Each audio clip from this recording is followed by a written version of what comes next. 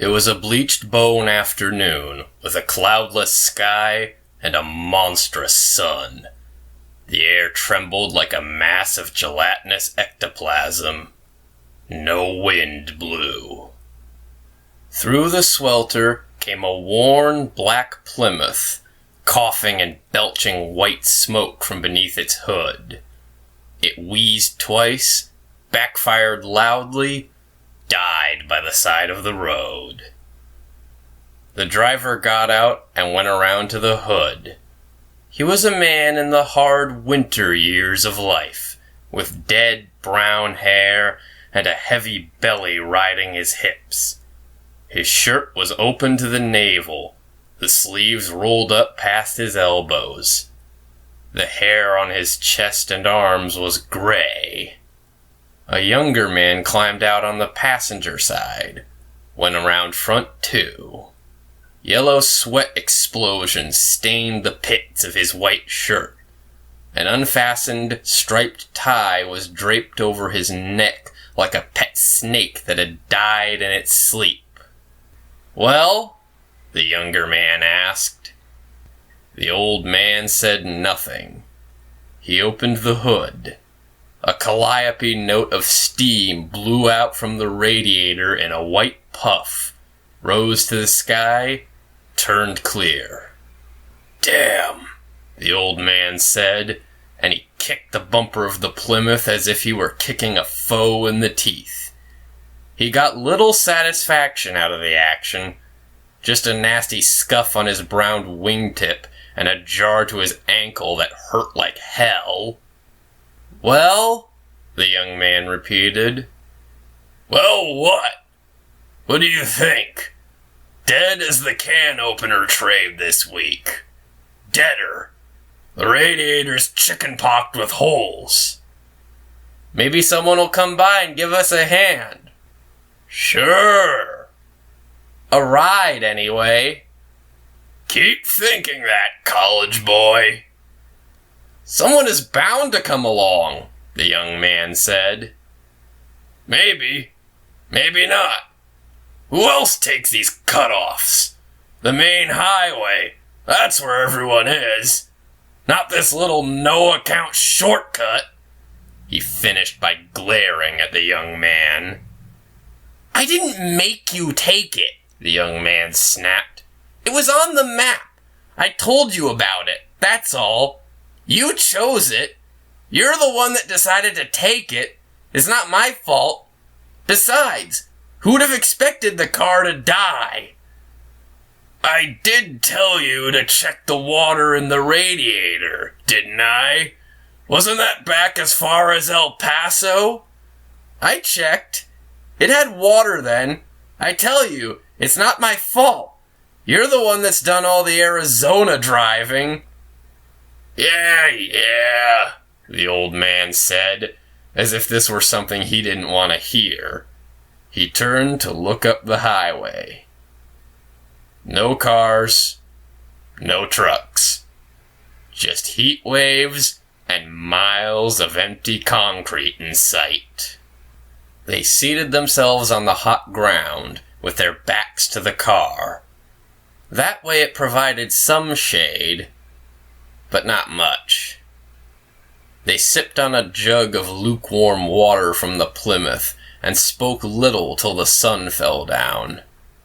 By then they had both mellowed a bit. The heat had vacated the sands, and the desert chill had settled in. Where the warmth had made the pair snappy, the cold drew them together. The old man buttoned his shirt and rolled down his sleeves, while the young man rummaged a sweater out of the back seat. He put the sweater on, sat back down. "I'm sorry about this," he said suddenly. "Wasn't your fault. Wasn't anyone's fault. I just get to yelling sometime, taking out the can opener trade on everything but the can openers and myself.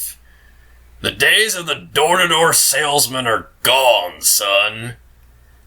"And I thought I was going to have an easy summer job," the young man said. The old man laughed. Bet you did. They talk a good line, don't they? I'll say. Make it sound like found money, but there ain't no found money, boy. Ain't nothing simple in this world. The company is the only one ever makes any money. We just get tireder and older with more holes in our shoes. If I had any sense, I'd have quit years ago. All you got to make is this summer. Maybe not that long. Well, this is all I know. Just town after town, motel after motel, house after house, looking at people through screen wire while they shake their heads no. Even the cockroaches at the sleazy motels begin to look like little fellows you've seen before. Maybe they're door-to-door peddlers that have to rent rooms too. The young man chuckled. You might have something there. They sat quietly for a moment, welded in silence. Night had full grip on the desert now. A mammoth gold moon and billions of stars cast a whitish glow from eons away. The wind picked up. The sand shifted, found new places to lie down. The undulations of it, slow and easy, were reminiscent of the midnight sea. The young man, who had crossed the Atlantic by ship once, said as much. The sea? The old man replied. Yes, exactly like that. I was thinking the same. That's part of the reason it bothers me. Part of why I was stirred up this afternoon. Wasn't just the heat doing it. There are memories of mine out here. He nodded at the desert. And they're visiting me again. The young man made a face. I don't understand. You wouldn't. You shouldn't. You'd think I'm crazy. I already think you're crazy. So tell me. The old man smiled. All right, but don't you laugh. I won't. A moment of silence moved in between them. Finally, the old man said, It's fish night, boy. Tonight's the full moon, and this is the right part of the desert if memory serves me, and the feel is right. I mean, doesn't the night feel like it's made up of some soft fabric? That it's different from other nights? That it's like being inside a big dark bag, the sides sprinkled with glitter, a spotlight at the top, an open mouth to serve as a moon? You lost me. The old man sighed. But it feels different, right? You can feel it too, can't you? I suppose. Sort of thought it was just the desert air. I've never camped out in the desert before, and I guess it is different. Different, all right. You see, this is the road I got stranded on 20 years back. I didn't know it at first, at least not consciously. But deep down in my gut, I must have known all along I was taking this road, tempting fate, offering it, as the football people say, an instant replay. I still don't understand about fish night. What do you mean you were here before? Not this exact spot. Somewhere along in here. This was even less of a road back then than it is now. The Navajos are about the only ones who traveled it. My car conked out, like this one today, and I started walking instead of waiting. As I walked, the fish came out, swimming along in the starlight, pretty as you please. Lots of them. All the colors of the rainbow. Small ones, big ones, thick ones, thin ones. Swam right up to me. Right through me. Fish, just as far as you could see. high up and low down to the ground. Hold on, boy. Don't start looking at me like that. Listen, you're a college boy. You know something about these things. I mean, about what was here before we were, before we crawled out of the sea and changed enough to call ourselves men. Weren't we once just slimy things, brothers to the things that swim? I guess, but millions and millions of years ago, this desert was a sea bottom. Maybe even the birthplace of man. Who knows? I read that in some science books. And I got to thinking this. If the ghosts of people who have lived can haunt houses, why can't the ghosts of creatures long dead haunt where they once lived, float about in a ghostly sea? Fish with a soul? Don't go small mind on me, boy. Look here. Some of the Indians I've talked to up north tell me about a thing they call the Manitou. That's a spirit. They believe everything has one. Rocks, trees, you name it. Even if the rock wears to dust, or if the tree gets cut to lumber, the Manitou of it is still around. Then why can't you see these fish all the time? Why can't we see ghosts all the time? Why do some of us never see them? Time's not right, that's why. It's a precious situation, and I figure it's like some fancy time lock, like the banks use. The lock clicks open at the bank, and there's the money. Here it ticks open, and we get the fish of a world long gone. Well, it's something to think about, the young man managed. The old man grinned at him. I don't blame you for thinking what you're thinking, but this happened to me 20 years ago, and I've never forgotten it. I saw those fish for a good hour before they disappeared. A Navajo came along in an old pickup right after, and I bummed a ride into town with him. I told him what I'd seen.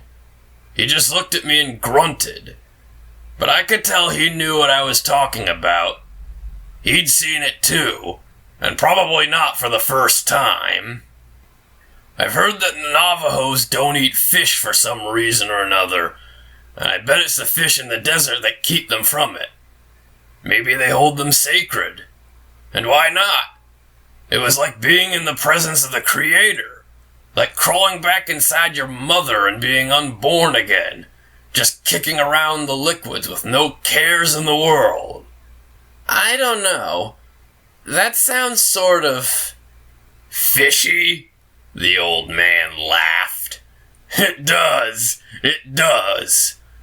So this Navajo drove me to town. Next day I got my car fixed and went on. I've never taken that cut off again. Until today. And I think that was more than accident. My subconscious was driving me. That night scared me, boy, and I don't mind admitting it. But it was wonderful, too, and I've never been able to get it out of my mind. The young man didn't know what to say. The old man looked at him and smiled. I don't blame you, he said. Not even a little bit. Maybe I am crazy. They sat a while longer with the desert night, and the old man took his false teeth out and poured some of the warm water on them to clean them of coffee and cigarette residue. I hope we don't need that water, the young man said. You're right. Stupid of me. We'll sleep a while, start walking before daylight. It's not too far to the next town. 10 miles at best. He put his teeth back in. We'll be just fine. The young man nodded. No fish came. They did not discuss it. They crawled inside the car, the young man in the front seat, the old man in the back. They used their spare clothes to bundle under, to pad out the cold fingers of the night.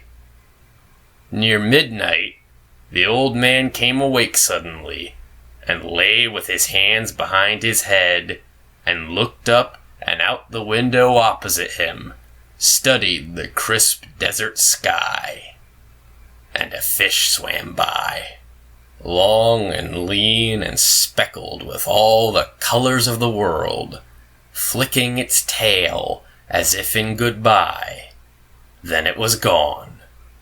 The old man sat up. Outside, all about, were the fish, all sizes, colors, and shapes. "Hey, boy, wake up!" the younger man moaned. "Wake up!" The young man, who had been resting face down on his arms, rolled over. "What's the matter? Time to go?" "The fish!" "Not again." "Look!" The young man sat up. His mouth fell open. His eyes bloated.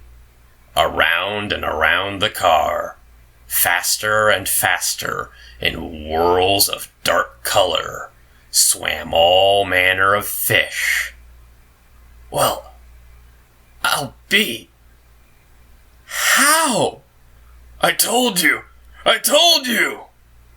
The old man reached for the door handle, but before he could pull it, a fish swam lazily through the back window glass, swirled about the car, once, twice, passed through the old man's chest, whipped up, and went out through the roof. The old man cackled, jerked open the door.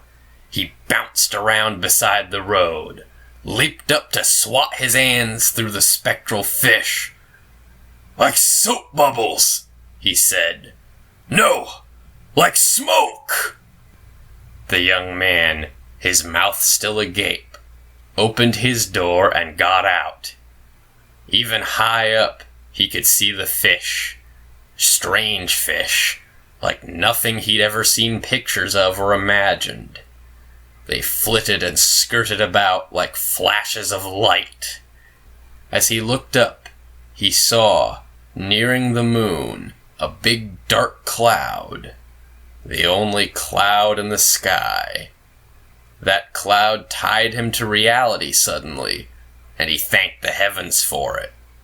Normal things still happened.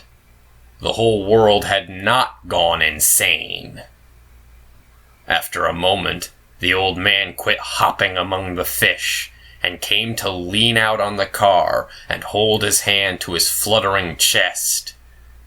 "Feel it, boy? Feel the presence of the sea? Doesn't it feel like the beating of your own mother's heart while you float inside the womb?" And the younger man had to admit that he felt it. That inner rolling rhythm that is the tide of life and the pulsating heart of the sea. "How?" the young man said. "Why?" "The time lock, boy. The lock's clipped open and the fish are free. Fish from a time before man was man. Before civilization started weighing us down. I know it's true. The truth's been in me all this time. It's in us all." "It's like time travel," the young man said. "From the past to the future. They've come all that way." Yes, that's it. Why, if they can come to our world, why can't we go to theirs? Release that spirit inside of us. Tune into their time." "Now, wait a minute."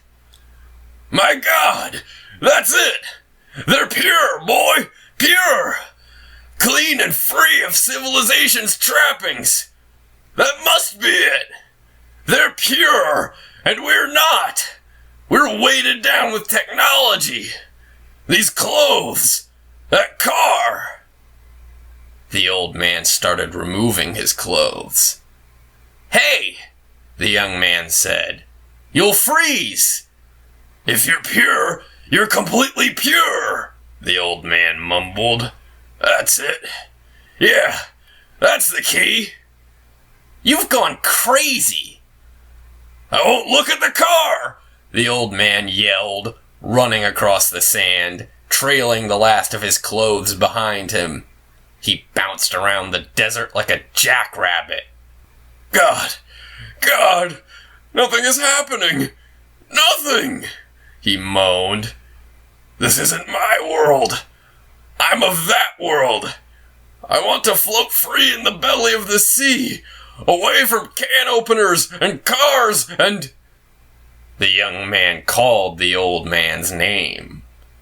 The old man did not seem to hear. I want to leave here, the old man yelled. Suddenly, he was springing about again. The teeth, he yelled. It's the teeth! Dentist, science, foo! He punched a hand into his mouth, plucked the teeth free, tossed them over his shoulder. Even as the teeth fell, the old man rose. He began to stroke, to swim up and up and up, moving like a pale pink seal among the fish. In the light of the moon, the young man could see the pooched jaws of the old man, holding the last of the future's air. Up went the old man, up, up, up, swimming strong in the long-lost waters of a time gone by. The young man began to strip off his own clothes. Maybe he could nab him, pull him down, put the clothes on him. Something. God, something. But what if he couldn't come back? And there were the fillings in his teeth, the metal rod in his back from a motorcycle accident. No. Unlike the old man, this was his world, and he was tied to it. There was nothing he could do. A great shadow weaved in front of the moon, made a wriggling slat of darkness that caused the young man to let go of his shirt buttons and look up.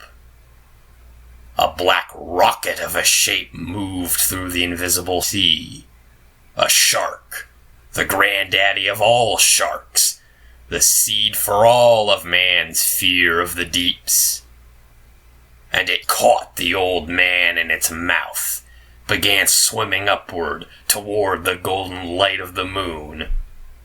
The old man dangled from the creature's mouth like a ragged rat from a house cat's jaws. Blood blossomed out of him, coiled darkly in the invisible sea. The young man trembled. "Oh, God!" he said once. Then along came that thick, dark cloud, roiling across the face of the moon. Momentary darkness. And when the cloud passed, there was light once again, and an empty sky. No fish, no shark, and no old man. Just the night, the moon, and the stars.